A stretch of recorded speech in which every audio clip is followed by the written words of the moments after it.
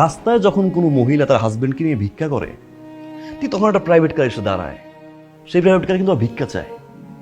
কই সেই মহিলা তো বলে না যে মানুষেরও কপাল আর আমারও কপাল, মানুষেরও হাজবেন্ড আমারও হাজবেন্ড, মানুষের হাজবেন্ড গাড়ি চালায় আর আমার হাজবেন্ডকে আমি ভিক্ষা করি। তারা কিন্তু শান্তিতে আছে কেন জানো? তারা তোমার মতো কম্পেয়ার করে না। না, আমি সবকিছু সহ্য করতে পারবো, কিন্তু তোমার সাথে আমি অন্য কোনো মেয়ে কিন্তু সহ্য করতে পারবো না। আচ্ছা, তুমি সব কিছুতে তো অসহ্য কেন বলো তো?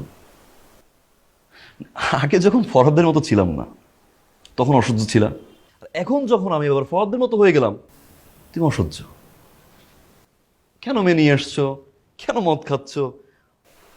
সব কিছুতে স্থির না কেন তুমি? তুমি কি জানো যে একটা মানুষকে যখন আরেকটা মানুষের সাথে কম্পেয়ার করা হয় কি পরিমাণে খারাপ লাগে? বুঝো সেটা? কারণ আমি তো কখনো কম্পেয়ার করিনি তোমার মতো।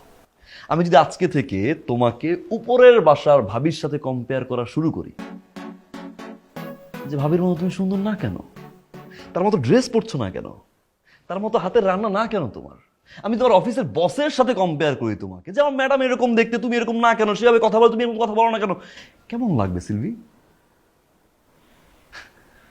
খুব বাজে একটা ফিল হবে, মেন্টালি সিক হয়ে যাওয়া তুমি। আমার এখন কি ফিল হয় জানো? আমি তো জানি না আমি কে। আমার তো 24 ঘন্টা মাথায় আসে শার্টটা কিভাবে ফরদ ভাই পরে, ফরদ ভাই কিভাবে হাঁটে, প্যান্টটা কিভাবে ফরদ ভাই পরে, ফরদ ভাই কিভাবে চুল আসতায়, সবকিছু আমার ফলো করতে হবে। Why? Compare compare compare compare. রাস্তায় যখন কোনো মহিলা তার হাজবেন্ডকে নিয়ে ভিক্ষা করে, ঠিক তখন একটা প্রাইভেট কার এসে দাঁড়ায়। সেই প্রাইভেট কার কিন্তু ভিক্ষা চায়।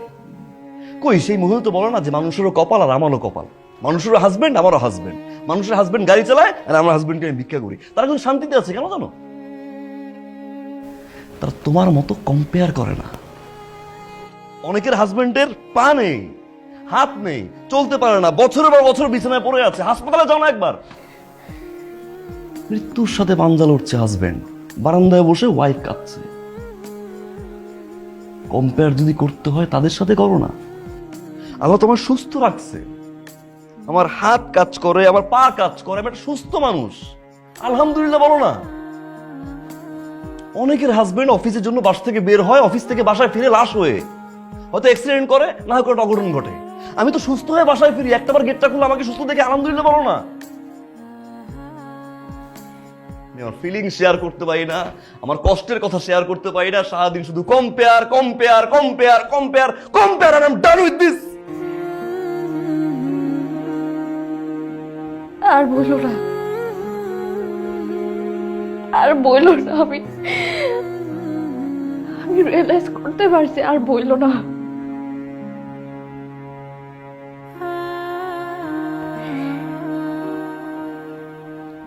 তুমি আমার জন্য আগে যা করছো, আমার জন্য তুমি যেটা নিয়ে আসছো, যাই করছো, সব কিছু মন থেকে করছো। সেটার মধ্যে যে ভালোবাসা ছিল, আমার শুধু ওইটুকুই লাগবে, আর কিছু লাগবে না।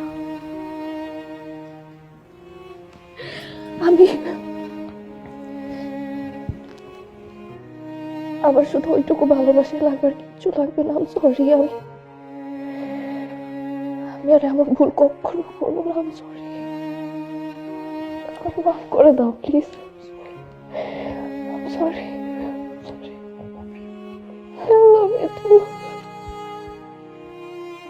আচ্ছা একটু থাকো, ওরা মেয়ে দুটো আবার ওই 4 তলায় সাবলেট থাকে, আমি একটু দেখি যে ওরা ঠিকঠাক মতো বাসায় গেছে কি না। আরে তুমি এখন ওই মেয়েদের কথা বলতেছ আমাকে? আর আমি রিকোয়েস্ট করে নিয়ে আসছি, বলবো না বাসায় গেছি কিনা দেখবো না আমি? তুই উপর থেকে আমার